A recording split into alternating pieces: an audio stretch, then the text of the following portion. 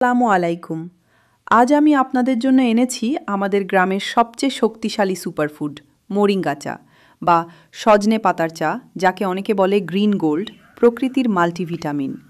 Vitamin, iron, calcium আর খনিজে ভরপুর এই সবুজ চা শরীরকে ভেতর থেকে শক্তি দেয়, হরমোন ঠিক করে আর ইমিউনিটি অনেক গুণ বাড়ায়।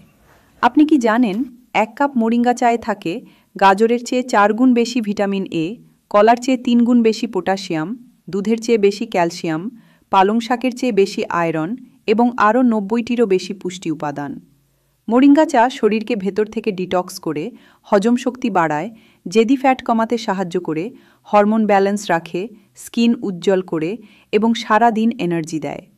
তৈরি করতে 1 মুঠো সজনে পাতা ভালো করে ধুয়ে একটা পাত্রে যতটা চা খাবেন তার থেকে একটু বেশি জল নিয়ে বসিয়ে দিন।